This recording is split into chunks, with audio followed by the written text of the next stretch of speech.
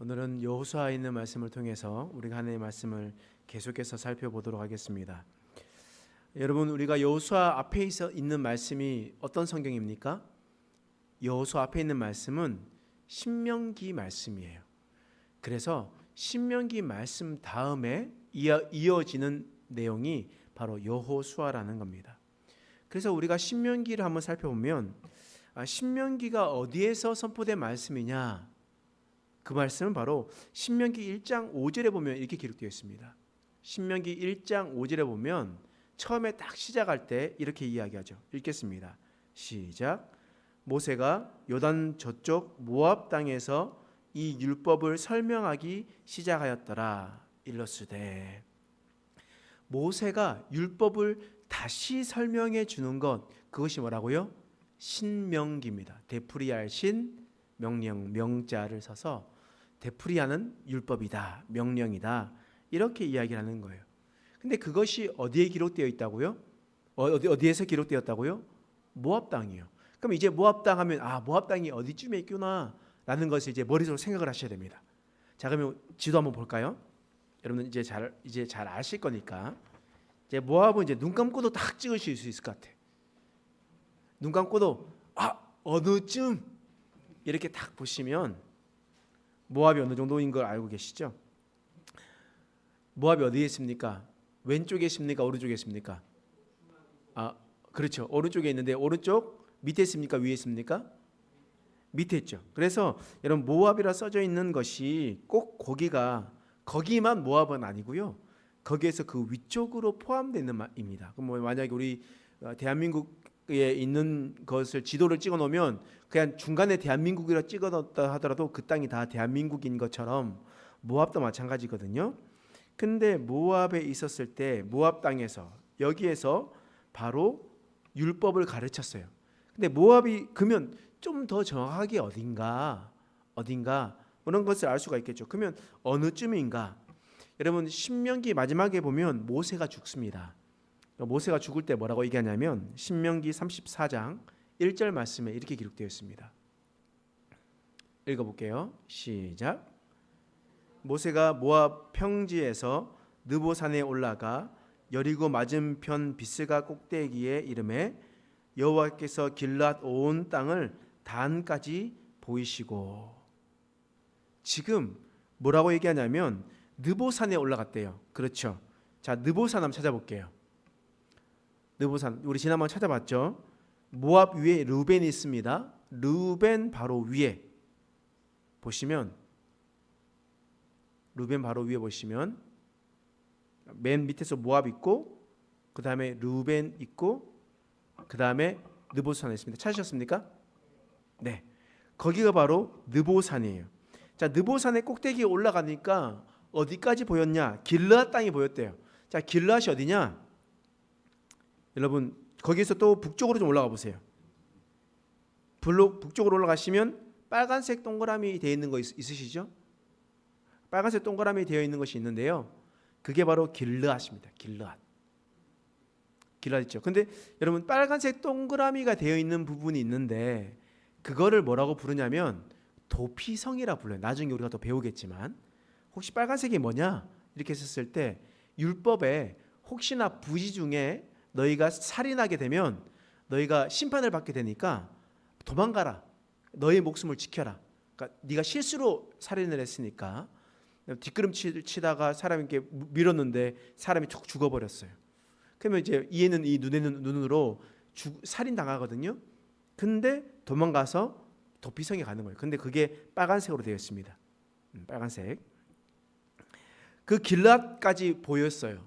그러니까 요즘은 뭐 스모그나 뭐 이런 것들 때문에 멀리 안 보일 때도 있고 미세먼지 때문에 안 보일 때 있겠지만 그때는 날씨가 좋았을 때잖아요. 그리고 그들이 또 우리처럼 눈이 나빠가지고 안경을 쓰거나 이러지 않고 또 멀리 볼 수 있는 사람들 아니겠습니까?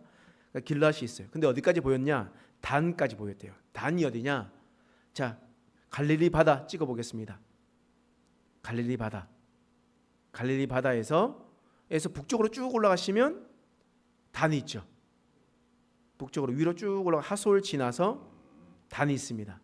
오른쪽에 헬몬산 있고요. 찾으셨습니까? 네. 제가 한번 찍어드릴게요. 이쪽입니다. 여기 한번 찍어보시면 맨 위쪽에 보시면 단이 있습니다. 단까지 보였대요. 그러니까 느보산에서부터 올라가서 꼭대기에서 보니까 저기 멀리 길랏도 보이고 단까지 보이게 되었다라고 이야기했습니다. 그러니까 우리가 성경을 읽을 때 성경이요 내용이 이렇게 저렇게 가지 않아요. 그러니까 모압에 있으면 그 근처 어딘가에 있는 거예요. 그래서 막 저기 북쪽으로 갔다가 밑으로 갔다가 이러지 않고, 그러니까 모압 평지에서 있다가 느보산에 있고, 그리고 난 다음에 이런 사람들이 있으니까 대충 느보산 근처 어딘가에 평지에 있었다라고 생각하시면 됩니다. 근데 그 평지가 우리가 생각했었을 때 우리처럼 김포 평야가 아니었다라고 여러분 기억하시죠? 모압 땅은 고원지대라고 했습니다. 그래서 고원 한 해발 600m 정도 위에 있는 아주 높은 평야 지역입니다. 그것이 바로 이 모압 평지거든요. 그래서 모압 평지에서 하나님의 율법을 가르치고 그 말씀이 바로 신명기고, 그리고 난 다음에 신명기 마지막에 보면 느보산에서 그 어딘가에서 모세가 죽었던 그리고 장사됐던 그런 곳이 바로 느보산이 나오는 거예요. 그러니까 이 근처인 거예요. 왜 이 근처인지 아냐? 여러분 우리가 여호수아 2장 1절 말씀을 한번 읽어보면요, 이런 말씀이 있어요. 여호수아 2장 1절 말씀 읽어볼게요. 시작. 눈의 아들 여호수아가 시딤에서 두 사람을 정탐꾼으로 보내어 이르되 가서 그 땅과 여리고를 엿보라 하매 그들이 가서 라합이라 하는 기생의 집에 들어가 거기서 유숙하더니. 지금 여호수아가 명령하는 거예요. 어디에서요? 어디에서 명령하는 거예요? 시딤에서 명령합니다. 시딤에서. 그리고 어디를 보래요? 여리고를 보래요. 그럼 시딤에서 여리고까지 한번 생각해 봐야 되죠. 여러분 느보산 바로 위에 보면 뭐라고 적혀져 있습니까? 아벨 시딤이라고 되어 있죠. 아벨 시딤.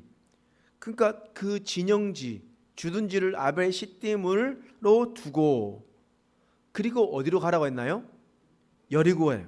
그럼 여리고는 어디 있습니까? 바로 왼쪽에 있습니다. 바로 왼쪽. 그런데 우리가 착각하지 말아야 될 것은 바로 옆에 있다고 해서 이곳이 그냥 바로 떨어진 곳에 있다라고 생각하시면 안 됩니다. 우리는 어떻게 생각해야 되냐? 우리 이스라엘의 지도를 잘 생각하셔야 돼요. 지금 지도가 보이잖아요. 그럼 지형으로 되어 있는 지도가 있습니다. 한번 보여주시죠. 그 밑에 거.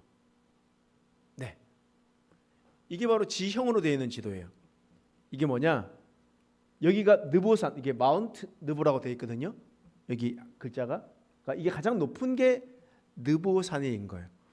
그러니까 평지에서 산으로 올라갔다고 했잖아요. 그러니까 어디쯤이냐? 한 이 정도쯤 평지가 형성되어 있습니다. 평지가. 그리고 올라가고요. 그러면 아벨 시딤은 어디 있냐? 이쪽 언저리에 있어요. 이쪽 언저리에 있고, 여리고는 어디 있냐? 예루살렘 옆에 있는 이쪽 어딘가 있습니다. 그러니까 깊은 계곡에서 맨 밑에 있는 것이 아니라 서로 계곡을 지나 위쪽 중간쯤에 있다는 거예요. 그게 바로 여리고와 아벨 시딤 차이입니다. 그렇기 때문에 우리가 생각을 했었을 때 이렇게 내려가서 요단강을 건너서 여리고로 올라갔다. 그래서 사이 정도는 마이너스 400 정도 되는데 여리고는 마이너스 200 정도 됩니다. 마이너스 200. 그래서 우리가 생각했을 때는 지하에 있는 거예요. 근데 지하에 있는데 뻥 뚫려 있으니까 지하가 아니고 지상처럼 보이지만 실제적으로는 해수면보다 마이너스 200m 내려가 있는 곳, 그것이 바로 여리고거든요. 그러니까 이 높은 곳에서 내려갔다가 올라가야 되는 그런 것이 바로 여리고에 있습니다. 그러니까 우리가 생각해 보시면 이 신명기에 있는 말씀, 첫 장부터 끝장에 있는 말씀, 그리고 여호수아에 시작하는 말씀이 그닥 크게 바뀌지 않는 거예요.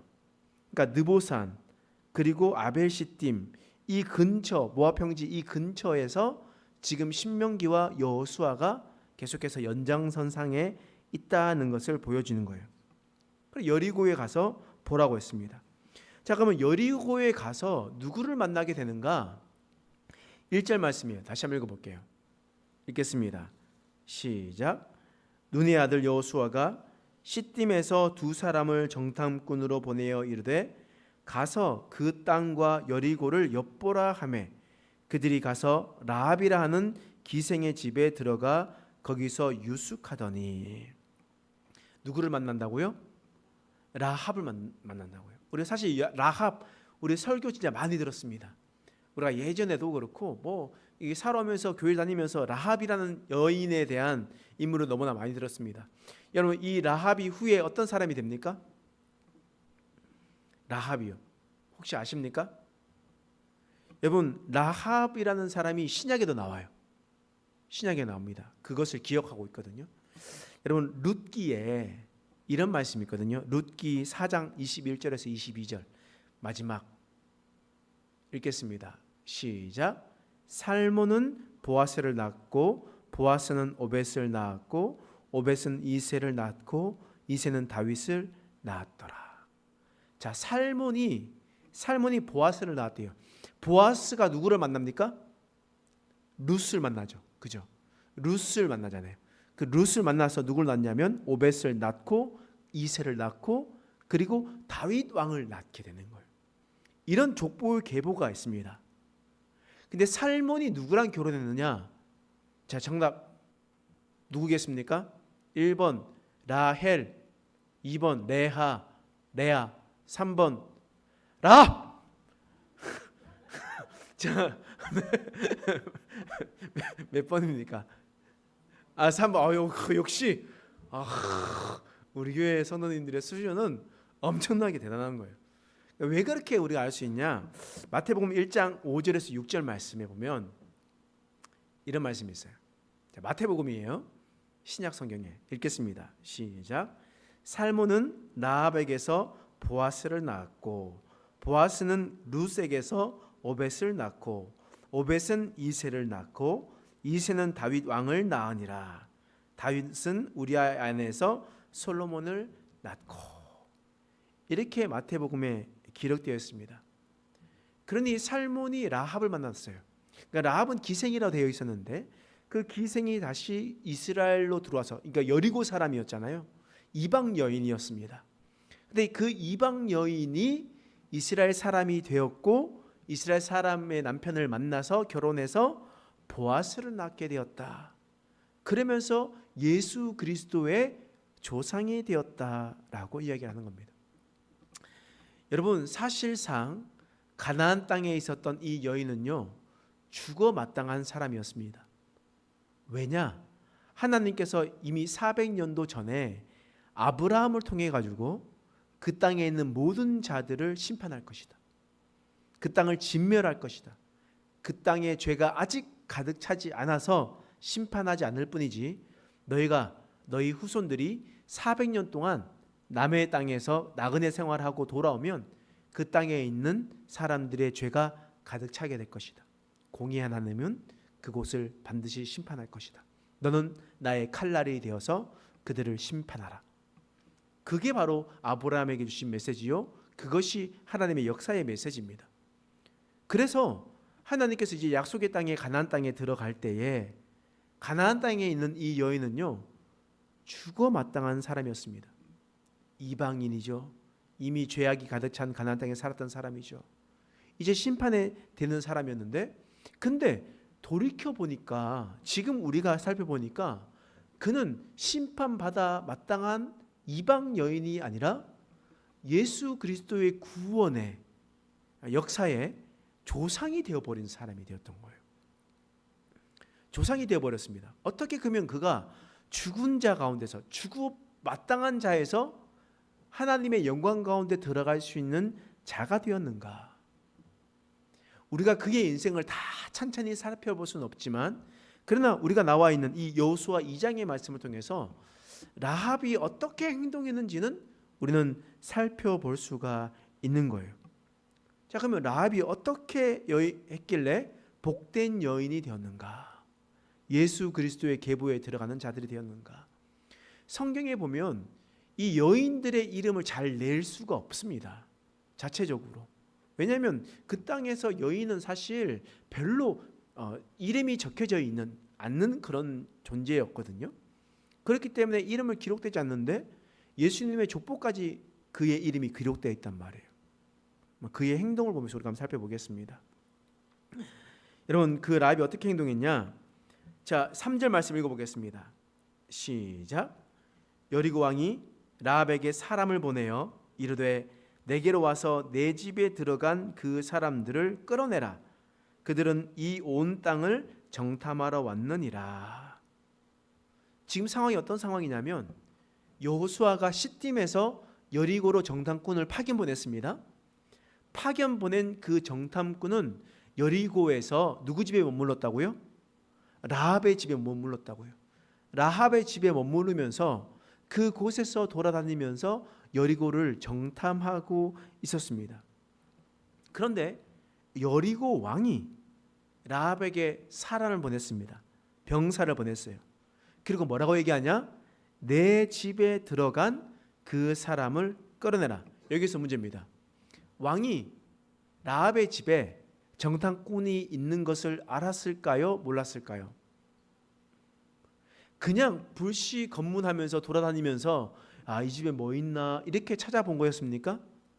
아니죠. 말씀 보니까 내 집에 들어간 그 사람들을 끌어내라. 그러니까 이 말은 뭐냐면 여리고 왕은 이미 라합의 집에 이스라엘의 정탐꾼이 있다라는 것을 알았던 거예요. 그래서 그 사람들을 보내기 위해 사람들을 병사들을 보냈다라는 겁니다. 그러면 여러분 생각해 보십시오. 만약에 간첩이 왔어요. 간첩이 와가지고 여기에 들어왔는데요. 지금 대한민국에 있었던 군사들이 병정들이 와가지고 저 유아실 안에서 숨어 있는 그 간첩을 이제 찾아내고 있습니다. 그럼 제가 말은 못하고 겁나서 말을 못하더라도 저기 있다라고 이야기를 하면 여러분 간첩 포상 받는 건 아닙니까? 그렇죠. 나 왕에게 잘 보이는 일이거든요. 제가 간첩을 잡은 거예요. 그러니까 얼마나 좋은 일입니까? 국위선양하고 그리고 자기가 또 뭐 관직도 받을 수 있고 뭐 여러 가지 좋은 일들을 할 수 있는 상황이란 말이에요. 그런 상황. 그러면 이제 마음만 먹으면 그 사람을 붙잡아서 여리고 왕에게 데려갈 수 있는 그런 상황이란 말입니다. 지금 상황이. 그런데 이 라합은 어떤 결정을 하는가? 4절 말씀이에요. 읽겠습니다. 시작. 그 여인이 그 두 사람을 이 사람들이 내게 왔으나 그들이 어디로 왔는지 나는 알지 못하였고. 여러분, 지금 이 여인이 지금 어떠한 상황이냐면 간첩을 알려주는 것이 아니라 정탐꾼을 알려주는 것이 아니라 도리어 숨기는 일입니다. 여러분, 간첩을 숨겼다가 정탐꾼을 숨겼다가 드러나면 어떤 일이 일어나겠습니까? 그 목숨 온전하겠습니까? 그때도 보잘것없는 여인이었는데요. 여러분, 이러한 상황 아주 심각한 상황이거든요. 조금만 삐끗하면 이 라합이라는 사람은요 생명이 날아갈 수 있는 그런 상황이라는 거예요. 그런 상황인 겁니다. 다시 말하면 라합은 어떤 사람이었냐? 자신의 목숨을 걸면서 정탐꾼을 살려준 사람이에요. 이것에서 자신의 목숨을 걸은 사람이에요. 다른 거 다 집어치우고 자신의 생명을 던진 사람. 그 여인이 바로 라합이었다라는 거예요.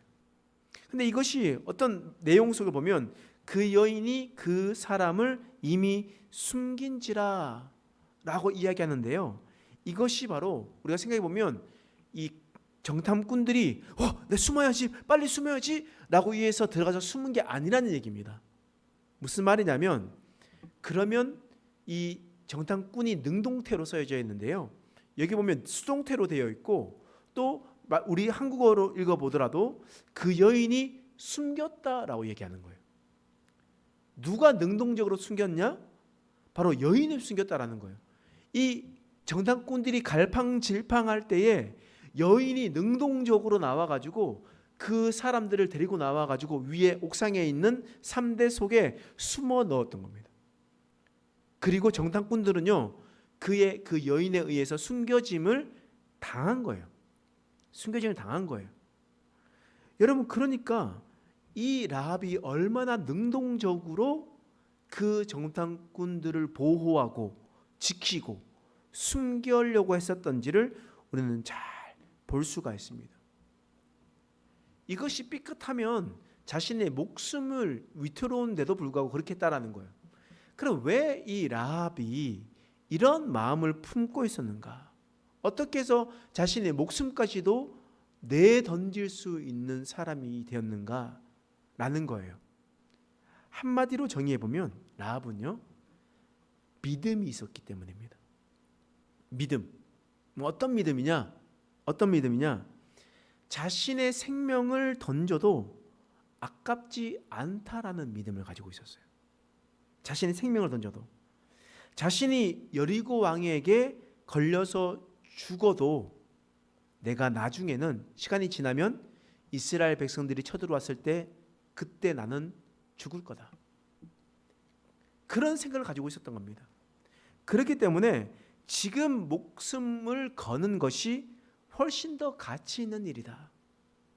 정탐꾼을 보호해 주는 것이 훨씬 더 가치 있는 일이다 라고 생각을 했던 거예요. 이 라합은 그런 믿음이 있었어요.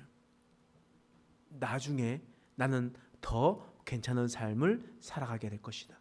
지금 잠깐 힘들고 지금 잠깐 어려운 일이 있다 할지라도 나는 나중에는 달라지게 될 것이다 라는 믿음을 가지고 있었다라는 거예요.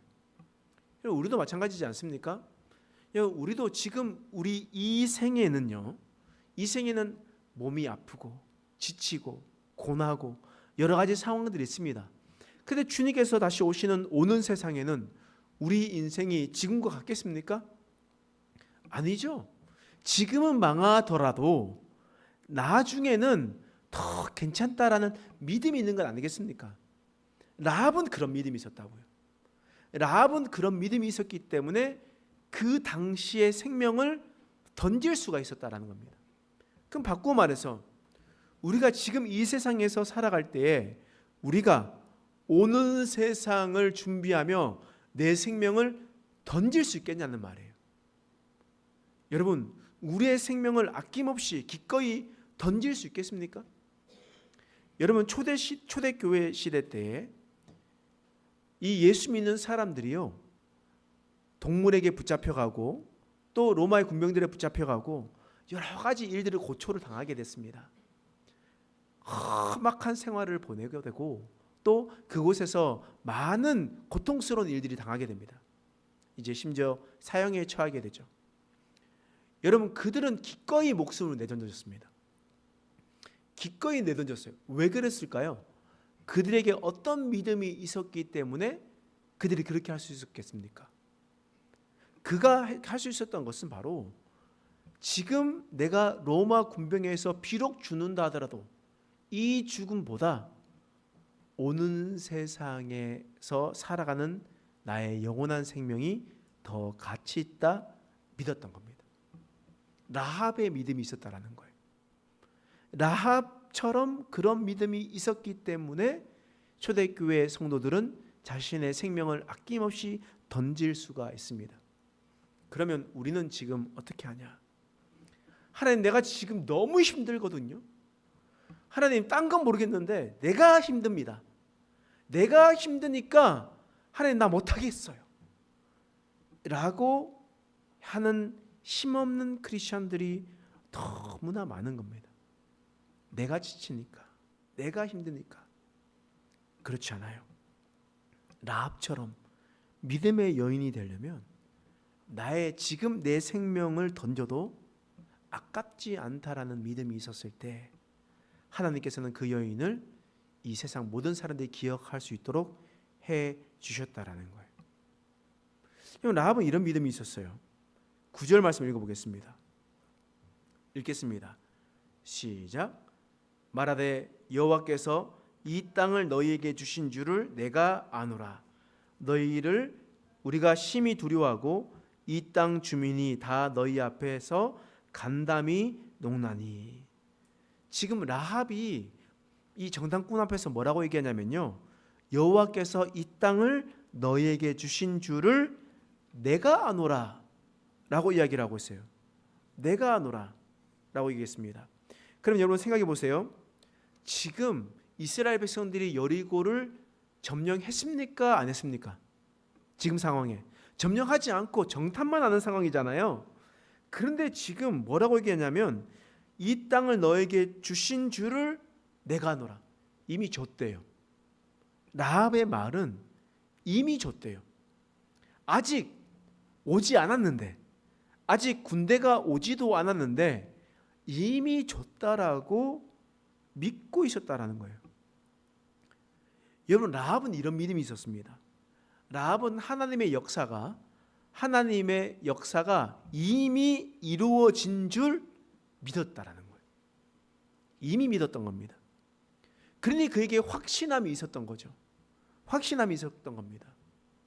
여러분, 아직 장차 오지도 않았는데 라합은 그것이 실제가 되어버렸던 거예요. 이미 끝나버렸어요. 게임이 끝나버렸어요. 지금 자신의 상상 속에, 그리고 자신의 마음속에 있었던 것이, 이 땅에 이스라엘 백성들이 쳐들어오면 이미 이거 끝났다. 여리고는 반드시 무너지게 될 것이다. 라는 확신과 믿음이 있었던 겁니다.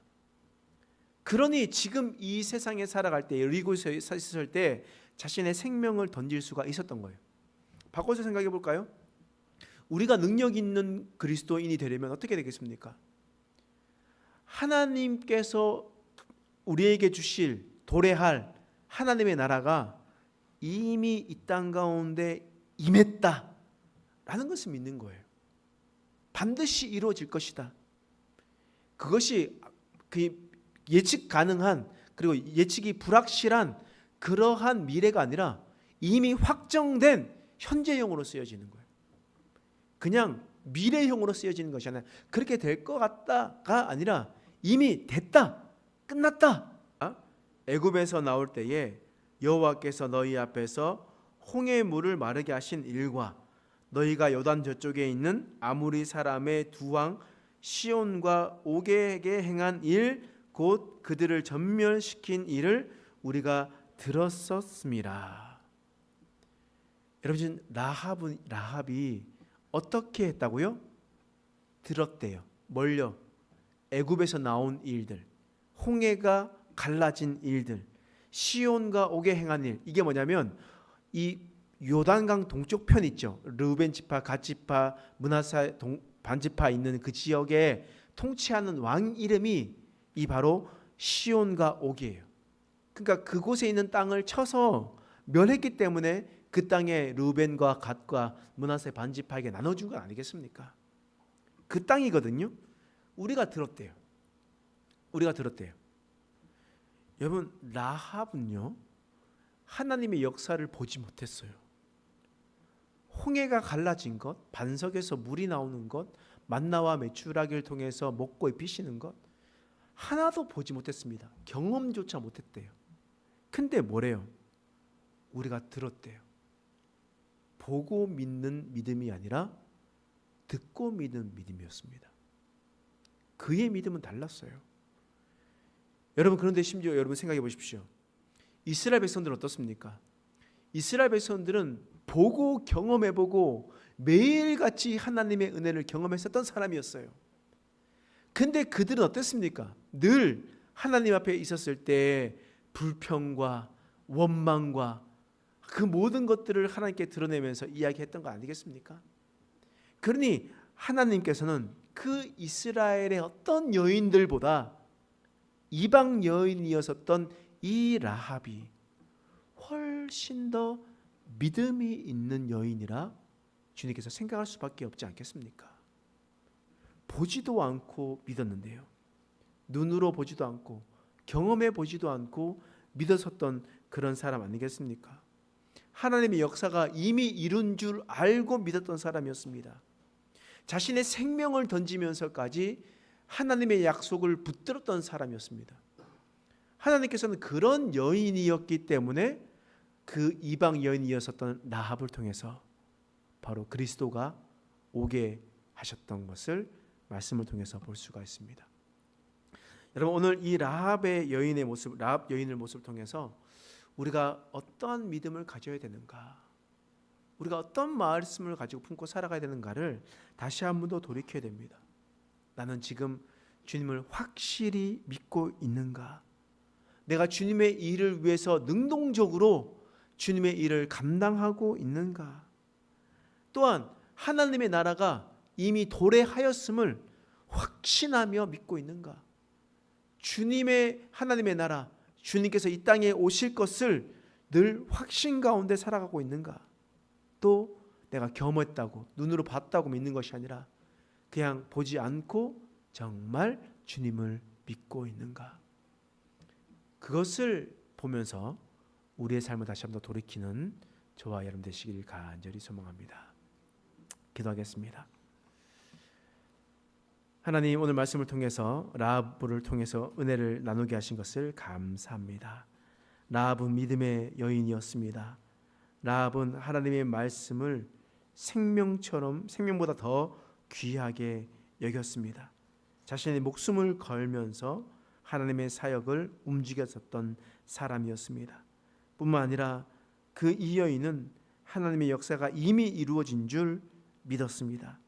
그래서 그는 생명을 걸 수 있었고, 근데 그것이 눈으로 보고 믿는 것이 아니라 보고 경험해 본 것이 아니라 이미 듣고 들음으로 믿음으로 이르게 되었음을 우리는 보게 되었습니다.